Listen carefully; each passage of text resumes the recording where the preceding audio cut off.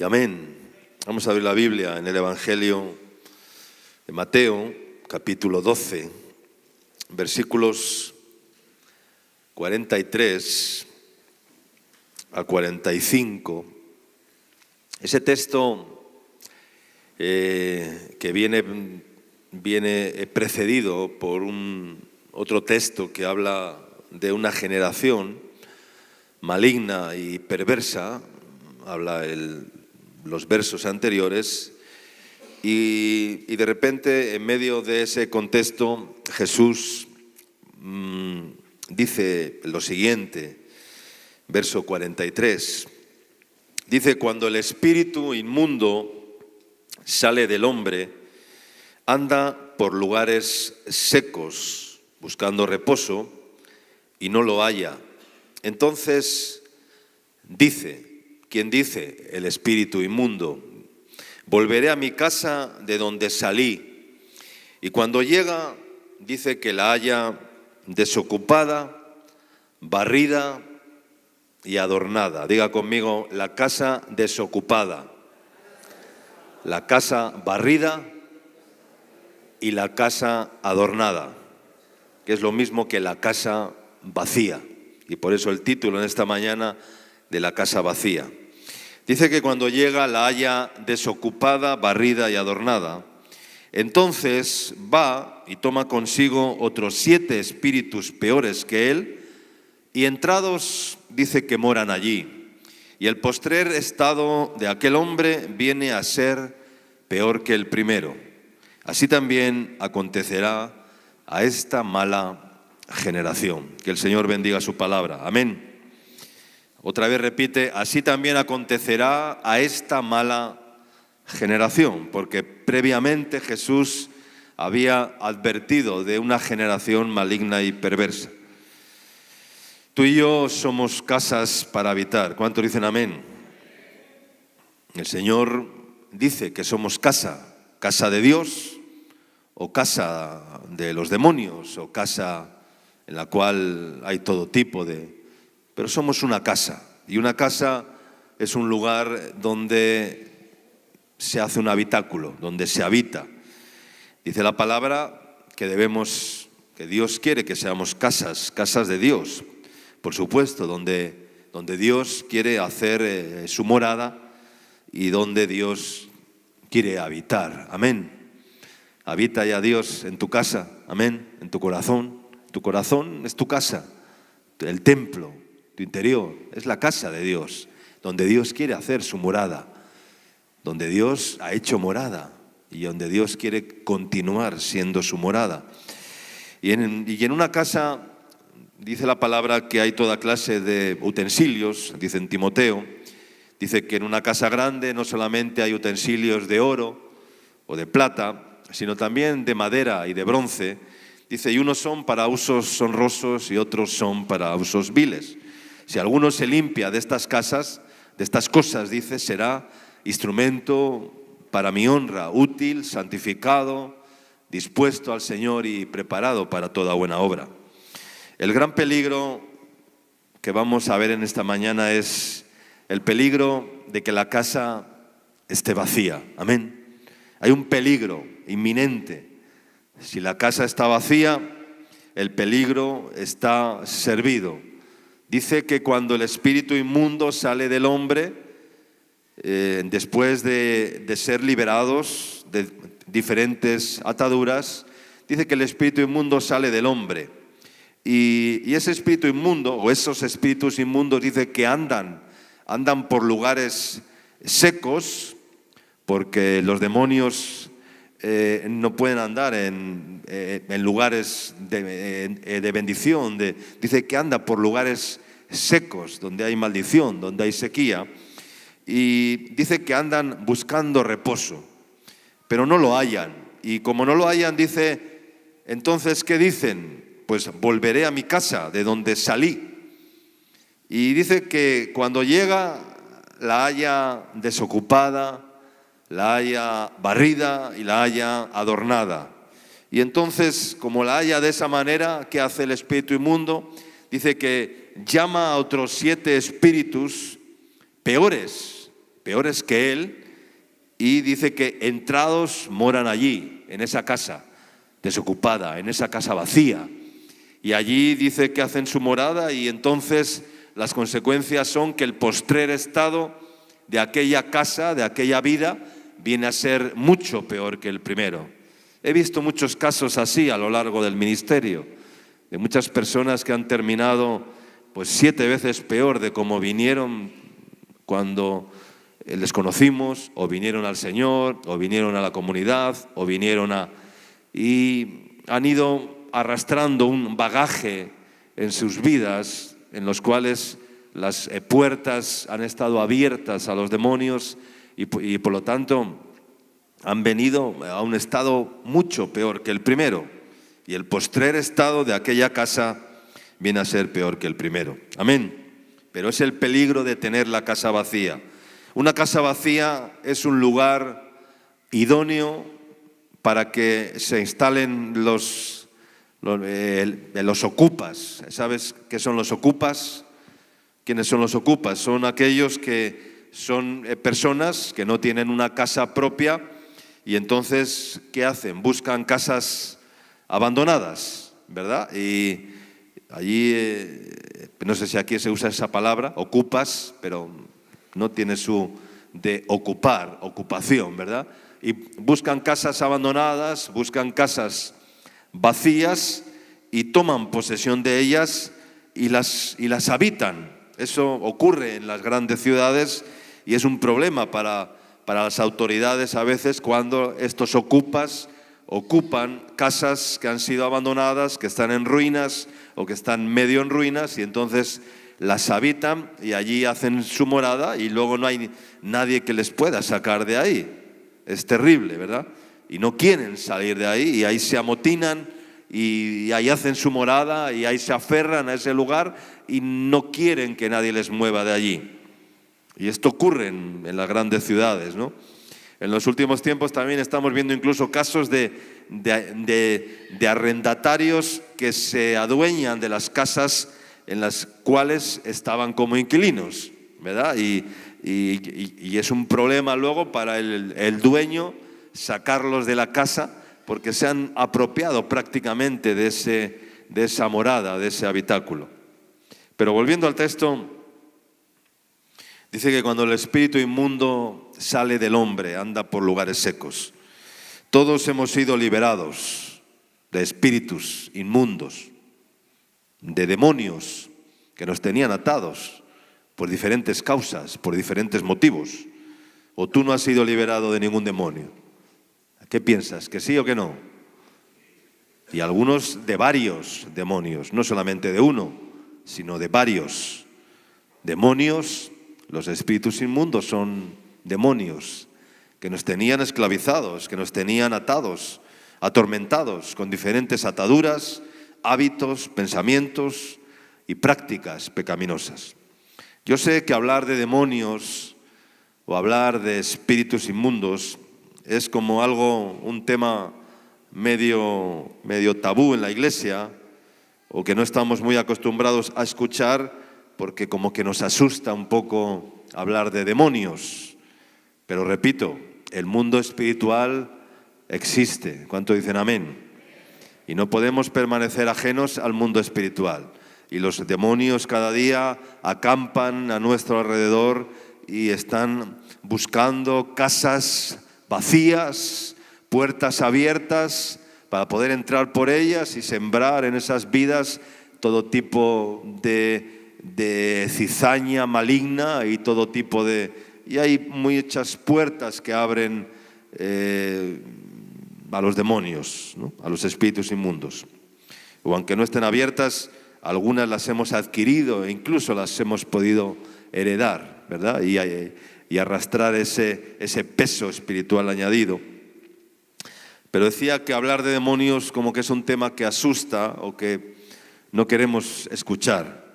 Pero definitivamente creo que es una realidad que no podemos obviar y que debemos enfrentar para que haya verdaderas liberaciones y por lo tanto verdaderas conversiones. Amén. Porque nadie se puede convertir plenamente al Señor si antes no ha sido liberado de las ataduras y de la influencia de los demonios. Amén. Porque Jesucristo vino a echar demonios, Él vino a echar fuera demonios, Él vino a echar fuera las tinieblas y Él vino a reprender las obras de Satanás y a tomar autoridad sobre ellas y a echar fuera toda obra de las tinieblas. Amén. Porque el Espíritu del Señor está sobre mí, dijo Jesús, y me ha ungido. ¿Para qué? Pues para echar fuera demonios, para hacer que el reino de las tinieblas retroceda. La influencia de los demonios, de los espíritus inmundos sobre el ser humano, la podemos entender así rápidamente en cuatro áreas diferentes, solamente mencionarlas. La primera es la tentación. El mundo llama desde afuera a intentar influir para que caigamos en pecado. Esa es la primera influencia, las tentaciones. La segunda área de influencia de los espíritus inmundos es la opresión. Ahora es ya un poco más cercano, encima nuestro, de una forma más directa, trayendo presión sobre tu vida. Hay una presión, hay una opresión de los espíritus inmundos y esa es la opresión de los demonios que vienen a opresionar las mentes, los corazones para llevar a las mentes cautivas, para llevar a los seres humanos a caer en prácticas pecaminosas, atraídos y seducidos por los demonios, por los espíritus inmundos. La tercera área de influencia son las ataduras, que son lazos que atan a prácticas y que impiden que un ser humano se mueva con libertad. Cuando se pone a un animal a comer prado con una soga, lo que se hace es atarle con una soga para que no se salga de un terreno, ¿verdad? Para que coma solo en una sola parte, y por eso se le ata. Y hay personas que están atadas, hay personas que están esclavizadas, que no tienen libertad de acción, que tienen una soga puesta por algún demonio que les ha atado, les ha esclavizado y les tiene presos, cautivos de una práctica pecaminosa de la cual no se pueden soltar, de la cual no se pueden liberar, y caminan con esa cadena puesta y con esa soga puesta al cuello porque no han renunciado primeramente a esa opresión, se han dejado llevar por la opresión ha generado la atadura y entonces el diablo les ha tendido lazo y ahora están atados a algo que no pueden soltarse. Eso es una atadura. Pero el Señor vino a libertar a los cautivos. Amén. Y la cuarta y la más grave de todas es la posesión, ¿verdad?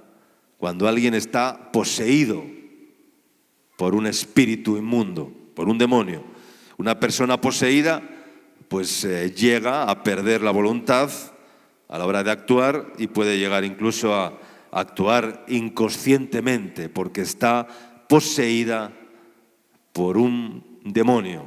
Y ese género solo sale con oración y ayuno, como dijo Jesús. Necesita una liberación, necesita una confesión, necesita que un siervo de Dios le ministre de una forma personal y directa para que su opresión, su atadura y su posesión, que es el área ya de mayor influencia de los demonios, sea sacada de su vida definitivamente.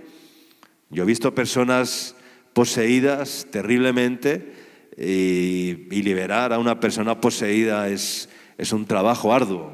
No es simplemente orar en el nombre de Jesús, como si el nombre de Jesús fuera una palabra no, es todo un proceso que una persona poseída pueda ser totalmente libre. Amén. Y conoceréis la verdad y la verdad os hará libres. Amén. Entonces, los espíritus inmundos andan por lugares secos, buscando lugar de reposo y no lo hallan. Y como no lo hallan, dicen para sí mismos: volveré a mi casa de donde salí. Y yo quiero hacer notar esto. ¿Qué dicen los espíritus inmundos? Volveré, ¿a dónde?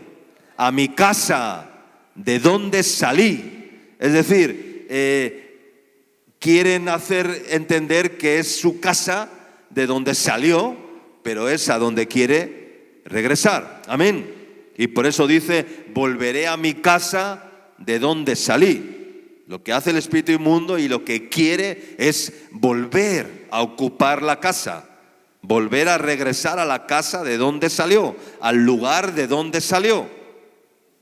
Siempre los enemigos, los intrusos, los espíritus inmundos van a querer regresar a la casa de donde salieron. Amén. Quieren regresar. Y por eso es importante que la casa esté como ocupada, que no esté vacía. Porque si la casa está vacía, entonces, ay amigo, dice, esta es la nuestra. Llaman a 7 demonios peores que él, dice, y dice, vengan que aquí hay terreno fértil para que nosotros hagamos morada. Y se frota las manos. Esos sketches de teatro que hemos visto son muy reales, ¿no? ¿Has visto ese sketch de teatro de que sale el típico que, bueno, hemos hecho durante muchos años en este ministerio, el que va con la cadena y llama a otros y empiezan a rodear a una persona y le ponen una cadena, le ponen otra? Eso es así, eso es muy real, lo dice aquí. Y ocupan nuevamente la casa. Y cuando llega, dice, la hayan desocupada, la hayan barrida, la hayan adornada. En el Antiguo Testamento, cuando el sacerdote era avisado de que en alguna de las casas que tomaron los israelitas en la tierra prometida, en Canaán, dice que cuando aparecía algo como plaga de lepra en la casa, el sacerdote ordenaba desocupar la casa antes de entrar para poder examinar la plaga, para que no se pudiera contaminar todo lo que estuviera en la casa, ¿no? Entonces mandaba desocupar la casa y una vez desocupada la casa, el sacerdote entraba en la casa para examinar la plaga. Y dice que si veía manchas en las paredes, verdosas o rojizas, el sacerdote salía de la casa y ordenaba cerrar la casa por 7 días. Y a los 7 días regresaba el sacerdote nuevamente a la casa para ver si esas manchas verdosas o rojizas se habían extendido por las paredes. Y si así era, entonces mandaba arrancar las piedras que estaban, en las cuales estuviera la plaga, y las sacaba fuera de la ciudad, arrojándolas a un lugar inmundo. Arrojaba las piedras que estaban con esas manchas a un lugar inmundo. Y luego también ordenaba rascar la casa por dentro, ya para rascar la casa, para derramar el barro raspado de la misma manera que estaba contaminado, y finalmente lo ponía también aparte en otro lugar y lo echaba también fuera de la casa. Amén. Eso hacía el sacerdote en la casa. Y luego ordenaba raspar, he dicho, la casa por dentro y derramar el barro raspado de la misma manera. Y finalmente tomaba otras piedras nuevas y ordenaba hacer otro lodo, otro barro nuevo para ponerlo en lugar de las piedras contaminadas y recubrir las paredes con el nuevo lodo, con el nuevo barro que había sido hecho nuevo, que estaba limpio, ¿verdad? Qué enseñanza, ¿no? Y después de eso, pasado un tiempo, volvía nuevamente a la casa. Y si la casa había nuevamente plaga de lepra, entonces ya definitivamente ordenaba el sacerdote derrumbar la casa completamente, porque aquella casa era una casa maldita, porque plaga de lepra había aparecido en aquella casa. La lepra brota en el corazón, amén. La lepra del pecado brota en la casa, con manchas verdizas, verdes o rojizas, ¿verdad? Que se propagan, que se extienden por toda la casa. Dice que también la haya barrida, aparentemente limpia, sin suciedad. Pero no es solamente un trabajo de barrer la casa. Y finalmente dice que la haya como adornada, haya la casa adornada, artesonada, adornada. que es lo mismo. Una casa adornada es una casa artesonada. Muchas veces nuestra vida espiritual está llena de adornos y vamos solamente buscando los adornos en nuestra vida. Y Dios no busca eso de nosotros. Muchos han convertido a Dios en un utilitario, ¿no? En un Dios utilitario. Ustedes saben lo que es un vehículo utilitario. Es un vehículo que tiene, es un carro, un vehículo que es útil, que es de fácil manejo, que es cómodo, que es fácil para parquearlo, que es de bajo consumo. Eso es un utilitario, ¿no? Y a veces queremos que Dios sea así con nosotros, que sea fácil de aparcar, que sea fácil de manejar, que sea de bajo consumo, que no exija demasiado, que se pueda parquear en un lugar cómodo, que se pueda manejar cómodamente. Eso es un vehículo utilitario. Pues así queremos a veces hacer de Dios un utilitario a nuestra medida, bajo consumo, fácil de aparcar, comodidades extras, etcétera, etcétera, fácil de manejar, pero Dios no es un Dios utilitario, un Dios acomodado a nuestras perspectivas, totalmente alejadas de la realidad de cómo Dios es realmente. Una casa vacía se convierte en una casa aislada. Una casa vacía se convierte en una casa aislada. Una vida vacía se puede convertir también en una vida aislada y en un problema de aislamiento.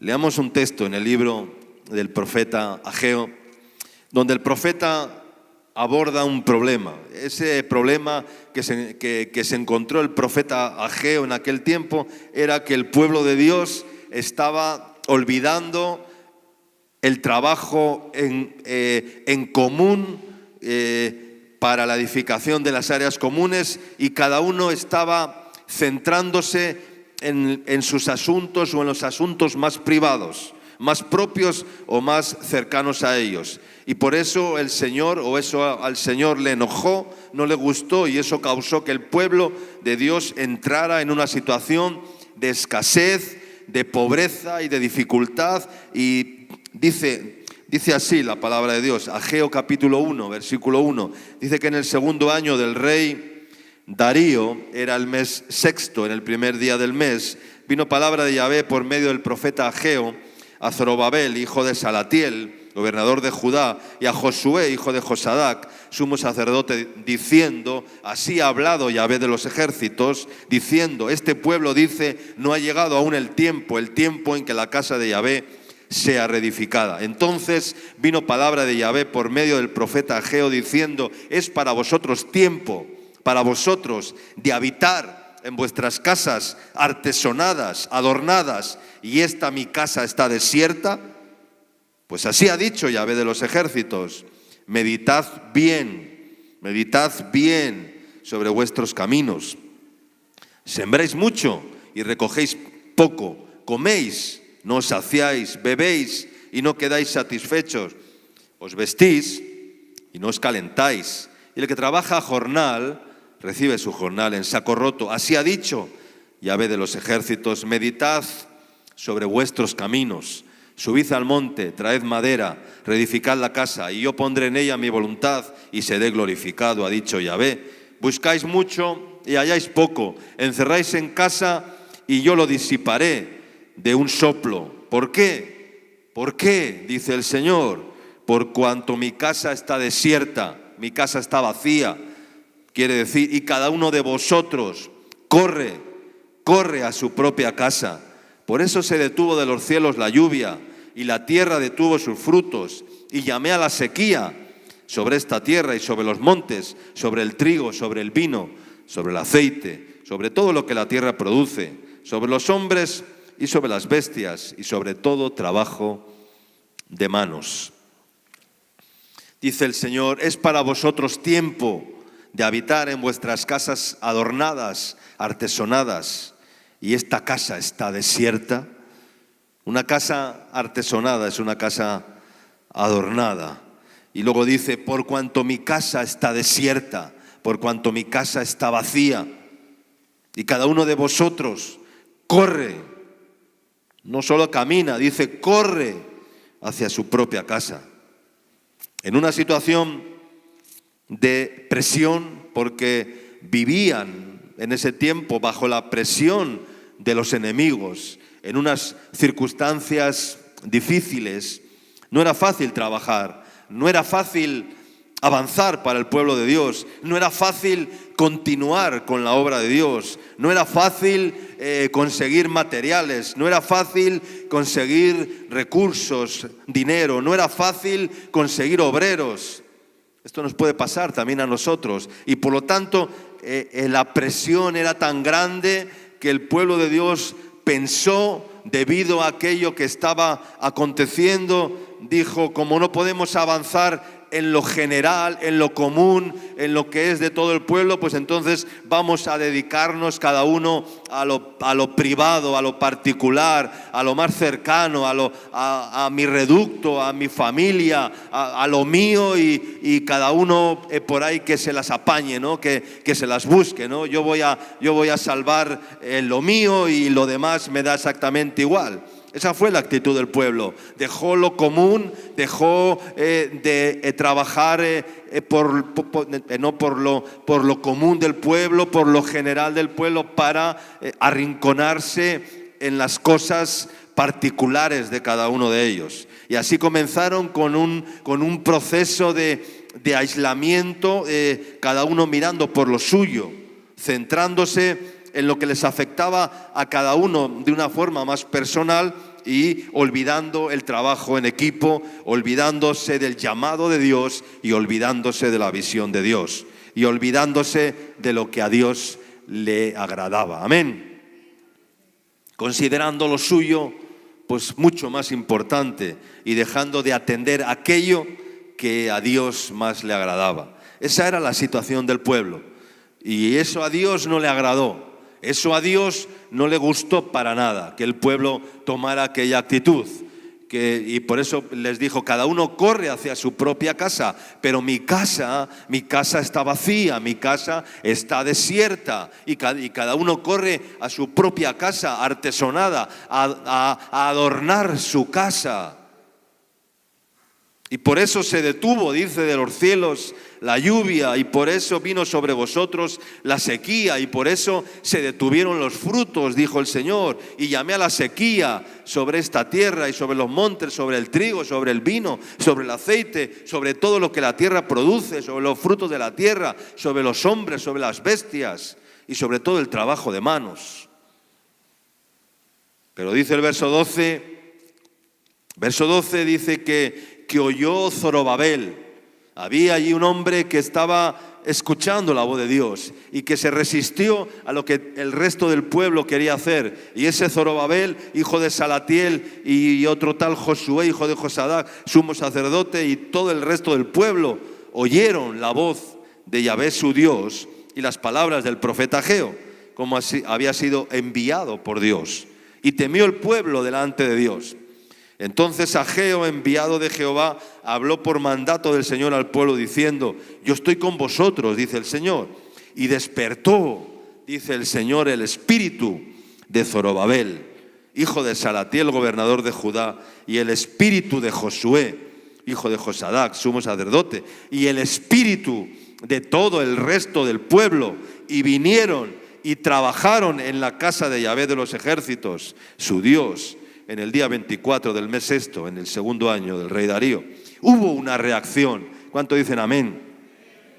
Hubo una reacción primero en Zorobabel, después en Josué. Dice que despertó Dios el espíritu de Zorobabel, despertó luego Dios el espíritu de Josué, y luego dice que despertó Dios el espíritu de todo el pueblo, y entonces todo el pueblo vinieron, reaccionaron. Hubo una reacción ante la sequía, ante la escasez, ante la pobreza, ante la falta de agua, ante la falta de la palabra de Dios, ante la falta del aceite y del vino, del gozo, de la falta del Espíritu Santo, la falta de la unción. Y el pueblo reaccionó y volvió sus ojos a Dios y volvió su corazón a Dios. Amén. Para dejar de ver lo particular y lo privado y ver otra vez lo que era general y lo que era lo que a Dios le agradaba. Amén. Es un peligro la casa vacía. ¿Cuánto dicen amén? Es un peligro el aislamiento. Y vamos a decirlo así porque a modo preventivo el pensamiento de caer en replegarse pensando que como no hay para todos, pues vamos a defender nuestra parcela, ¿no? En tiempos de hambruna, como no hay para todos, pues voy a defender mi parcela, ¿no? Y no, eso es aislarse, replegarse, y también es como una advertencia contra el individualismo en la obra de Dios.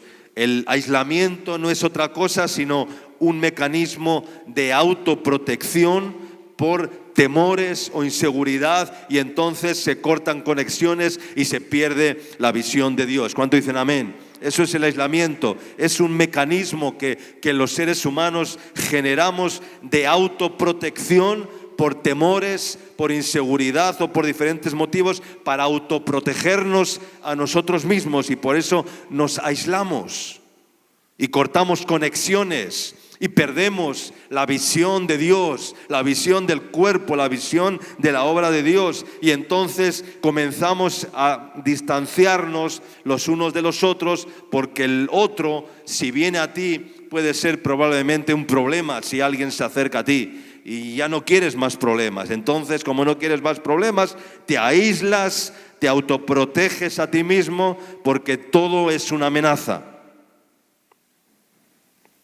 La palabra de Dios nos dice que Jesús advirtió a sus discípulos y les dijo de un peligro que podía venir después de su partida, y dijo: heriré al pastor y las ovejas serán dispersadas.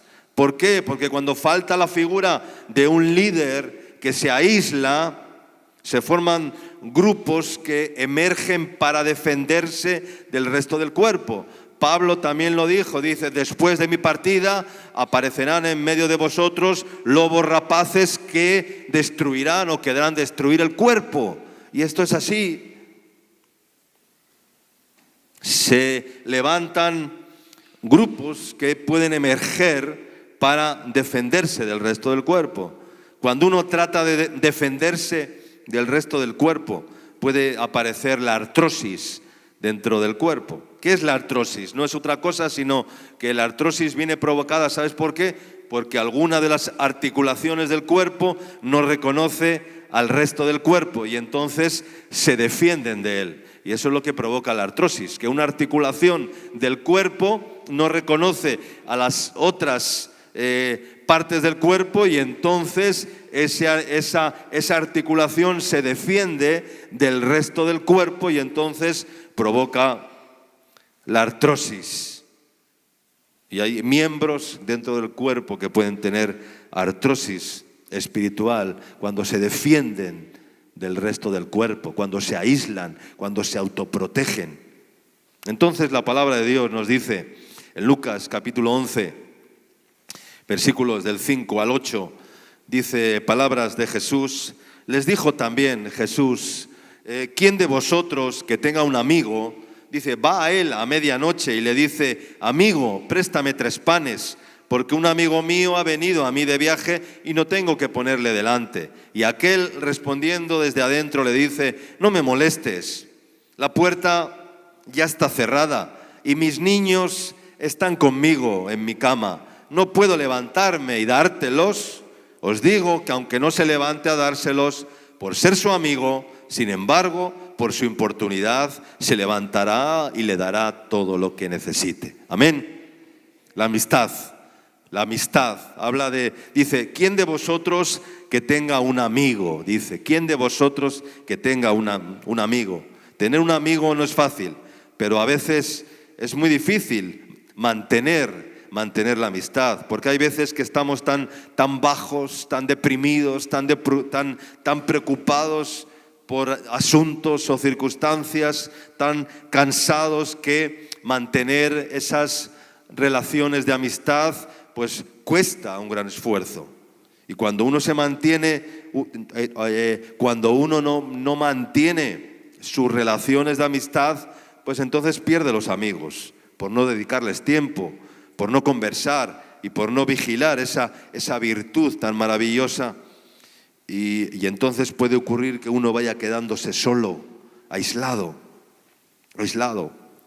Pero dice aquí la palabra de Dios, el asunto que Jesús quiere tratar ahí es que cuando alguien está en su aislamiento, en su reducto de seguridad y encerrado en su casa y tiene sus asuntos bajo control, pues no quiere que nadie le importune. Aquel hombre le dijo, mira, la puerta ya está cerrada, los niños ya están conmigo en mi cama, no me molestes, ¿no? Como diciendo, yo lo tengo todo controlado ya y no son horas para que me molestes, ¿no? No quiere que nadie le importune y no quiere que nadie le desequilibre, no quiere que nadie le cree un problema que le haga perder el sueño y que le haga perder la complacencia, ¿no? No quiere que nadie le llame por teléfono, ¿no? Cuando alguien te llama por teléfono, ¿verdad? Y te dicen, hermano, es que la primera palabra que te dice, es que no te quiero cargar. Ya sabes que lo que te va a decir después va a ser una pesada carga, ¿no? Y lo primero que te dice, no hermano, es que no te quiero cargar, pero... Y empieza a vomitar, ¿verdad? Y la primera palabra te dice, no, es que no te quiero cargar, ¿verdad? A veces ves el teléfono y ya piensas, ves, uy, ¿qué me va a pedir? ¿Qué me va a pedir este, no? ¿Qué me va a pedir? ¿Le atiendo o no le atiendo? Ya sé que me va a pedir algo. Y entonces dices, sí, pulso o no pulso, o me hago el loco, ¿qué hago? ¿No? Es terrible, ¿verdad? Y es así pasa. No te voy a cargar, pero madre mía, la carga que echan sobre ti, ¿verdad? O escuchas el WhatsApp y alguien, este ya me está escribiendo, verás lo que me escribe, verás lo que me pone por el chat, verás que vaya carga que me va a poner encima. Pero dice la palabra de Dios que si alguien viene a molestarle inoportunamente, entonces se corre peligro de evadir la necesidad tal vez de tu prójimo, y el amor y la compasión se pierden y entonces deja de existir Dios. Dios ya no es el centro. Cuando se pierde el amor, cuando se pierde la compasión, la misericordia, la sensibilidad, entonces es porque Dios ya se ha alejado demasiado de la casa y la casa se ha quedado vacía. Amén. Yo pienso que nadie debería de llevar ninguna carga que no sea por amor. ¿Cuánto dicen amén? Porque una carga sin amor es una pesada carga que no vas a poder llevar, y esa carga te va a vencer, y además de eso vas a hacer daño a los que están contigo, vas a sembrar en los que están contigo malos principios, porque si no tienes amor, la carga es vana, no sirve para nada, ningún peso, porque si el amor mengua, pues mengua. Cuando el amor mengua, menguan nuestras capacidades para resolver problemas, evidentemente, y nuestra capacidad de soportar y de sufrir. Entonces te viene uno con un problema y le dices, pues mira, si no te interesa, pues ahí tienes la puerta, porque no quieres abordar el problema con esa persona que te está causando males, que te está causando problemas, y como has perdido el amor, como ha menguado el amor en tu vida, pues no tienes ya la capacidad para resolver, para soportar los problemas, para soportar las flaquezas de los débiles, no tienes la capacidad para nada, y entonces todo te molesta, todo es un problema, todo, y entonces tú te aíslas, te autoproteges en ti mismo y todo lo demás pues te importa poco. Y entonces aparece el peligro de replegarnos, se van cortando los puentes y los problemas definitivamente nos quieren aislar, y ocurre que la casa se queda vacía, barrida, adornada, artesonada, y entonces viene la sequía y comenzamos a preguntarnos ¿por qué no llueve? ¿Por qué ha dejado de llover en mi casa? ¿Por qué me falta palabra de Dios? Tengo que predicar y y no tengo palabra, tengo que ir al internet y buscar por ahí 4 enseñanzas cibernautas y ponerme aquí a leer un papel, porque no tengo palabra de Dios, porque no fluye la palabra por mi boca, ni hay palabra en mi corazón viva. Y Dios no me habla como antes. ¿Por qué? Porque me falta el vino. ¿Por qué falta el vino? ¿Por qué falta el aceite? Porque no tengo el mismo amor y he perdido el gozo que antes tenía. ¿Por qué? Pues porque hemos caído en el aislamiento, en ese peligro, y la casa está quedándose vacía.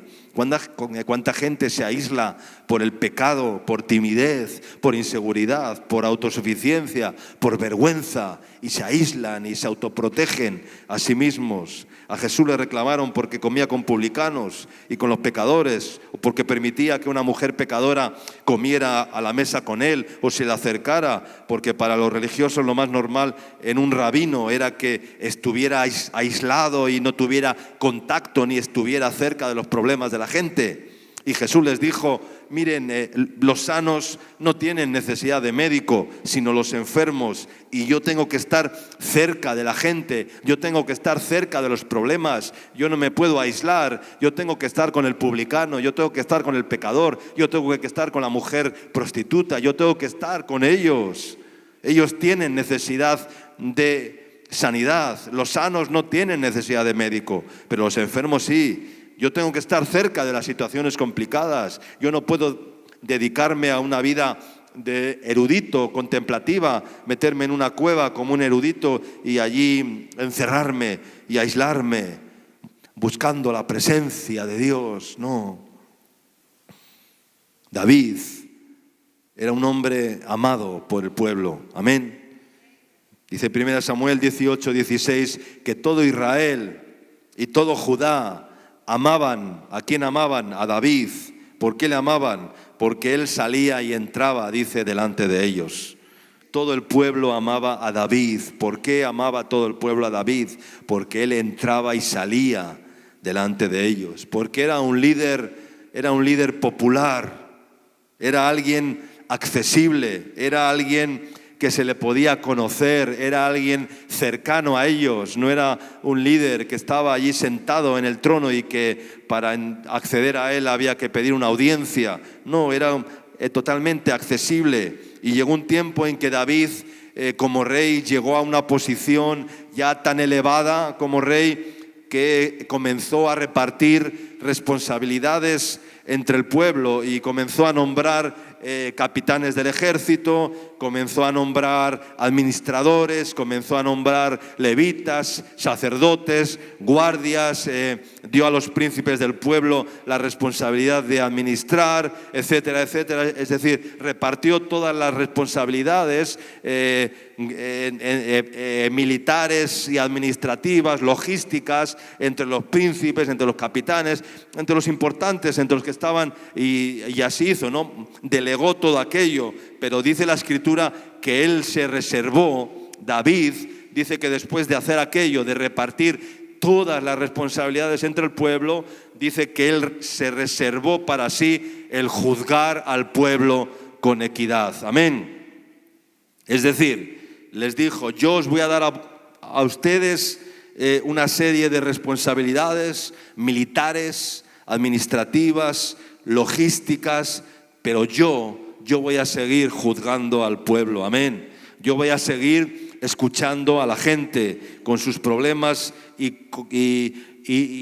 conflictos cotidianos que puedan tener. Yo voy a seguir escuchando a las familias que puedan tener problemas. Yo voy a seguir juzgando al pueblo con equidad, dijo David.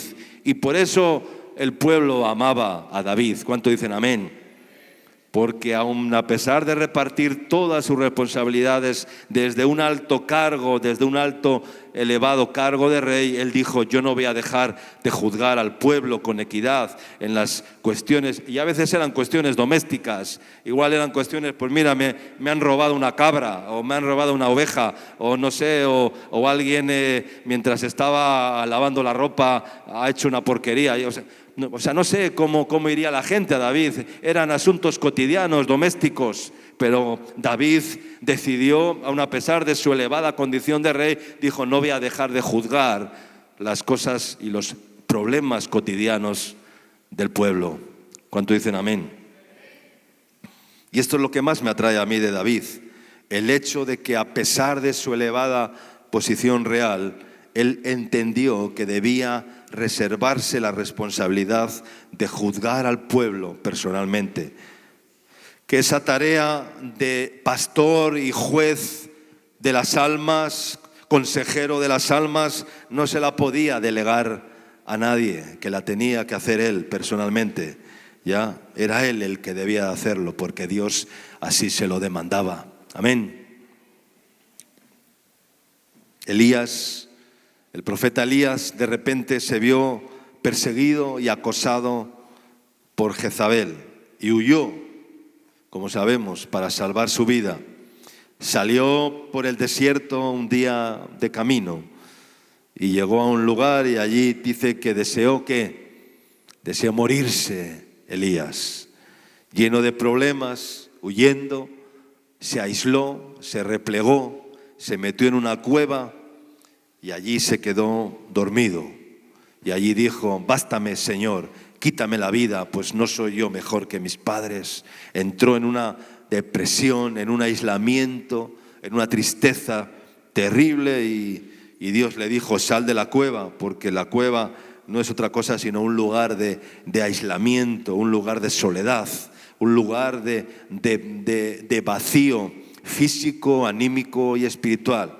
Esa es la casa vacía de la que te estoy hablando en esta mañana. La cueva es también la casa vacía. Y el aislamiento es como un síntoma de dejarnos morir. Así hacen los animales cuando saben que se les aproxima la hora de su partida, la hora de su muerte, y que su tiempo ha llegado. ¿Qué hacen los animales?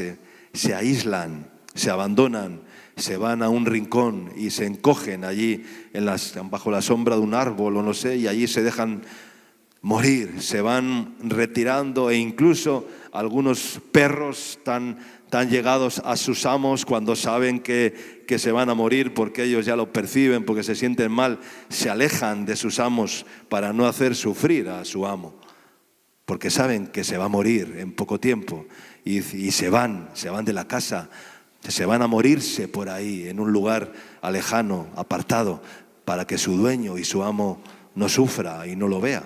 Así hacen los perros, algunos perros. Así hacen los animales. Se aíslan y se dejan morir, ¿verdad? Pero cuando tienen esa actitud, lo hacen sin queja, sin ningún reclamo, sin ningún reproche, simplemente se van, se apartan, se abandonan y allí se dejan morir. Elías se estaba dejando morir y se estaba abandonando ministerialmente y probablemente físicamente. Y por eso se retiró a un lugar de soledad, donde solo había un habitáculo para poder lamerse sus heridas, donde poder apiadarse a sí mismo de sus heridas, autoprotegerse de sus heridas, de sí mismo, a un lugar oscuro, a un lugar vacío, a una casa vacía. Pero el Señor le dijo: ¿qué haces ahí, Elías? ¿Qué haces ahí? Sal de la cueva. Sal de la cueva, Elías, sal, porque yo me he reservado 7,000 que no han doblado todavía sus rodillas delante de Baal. Amén. Porque yo te he enviado para que unjas a Jehú por rey, para que elijas a un sucesor que va a venir después de ti. Tienes muchas cosas que hacer todavía, Elías. No te refugies ahí, no te quedes ahí. Sal de la cueva. Y Elías oyó el silbido apacible de la voz de Dios después del terremoto, después del fuego, después del viento, después de todos los fenómenos atmosféricos que allí ocurrieron. Pero vino un silbo y allí escuchó la voz de Dios que le decía: ¿qué haces ahí, Elías? Aislado, encerrado, en esa casa vacía.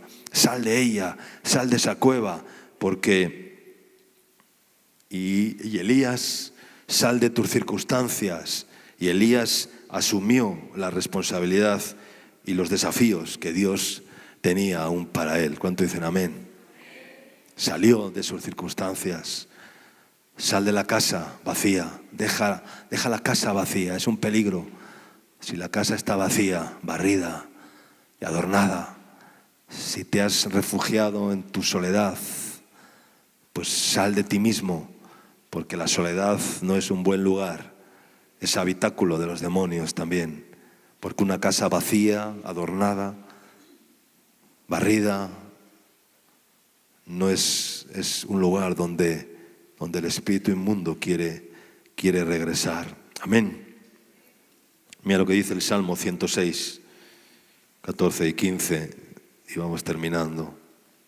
Salmos capítulo 106, 14 y 15. Dice, se entregaron a un deseo desordenado. ¿En dónde? En el desierto. Y tentaron a Dios, ¿en dónde? En la soledad. ¿Dónde tentaron a Dios? En la soledad. ¿Dónde se entregaron a un deseo desordenado? En el desierto. La casa vacía es lugar de tentación. La casa vacía es lugar para entregarse a deseos desordenados, como dice acá. Se entregaron a un deseo desordenado en el desierto y tentaron a Dios en la soledad. Y Él les dio lo que pidieron, mas envió mortandad sobre ellos. Amén. La casa vacía es un lugar de tentación, donde los espíritus inmundos vienen a tentar, porque la casa está vacía, está desocupada, está barrida, está adornada. Has dejado a Dios a un lado y has hecho de esa casa un Dios utilitario, como he dicho antes, a tu medida, a tu conveniencia, de bajo consumo, con pocos problemas, con un pequeño motorcito que no causa demasiados problemas, 4 cositas allí, lo justo, y ya está, que se aparca fácilmente en cualquier espacio porque es utilitario, adornado. No, eso no funciona así. Barrida, desocupada, una casa desocupada es un lugar de tentación. Amén. Tentaron a Dios en la soledad. Tentaron a Dios en medio de aquella casa vacía. Tentaron a Dios.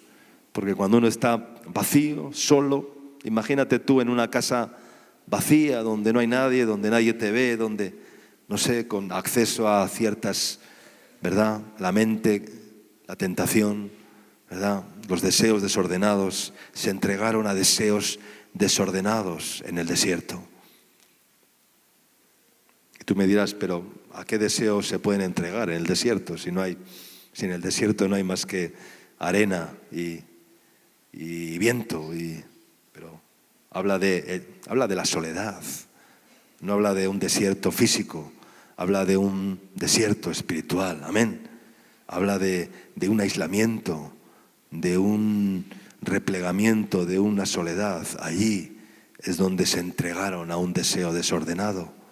Cuidado con la casa vacía, cuidado con el desierto, cuidado con la soledad, cuidado, porque dice la Biblia que hay del solo. Amén.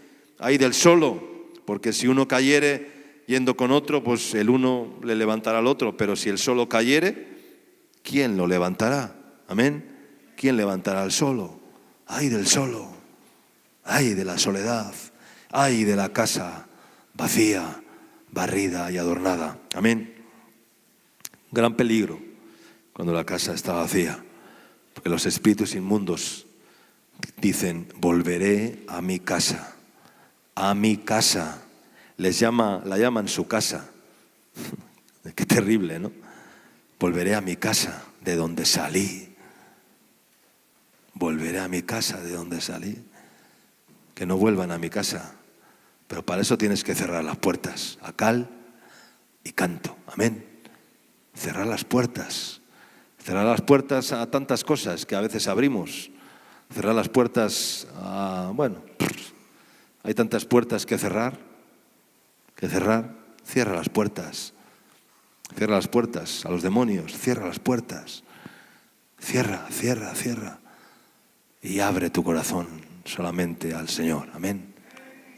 Para que tu casa se llene de la gloria de Dios. Amén.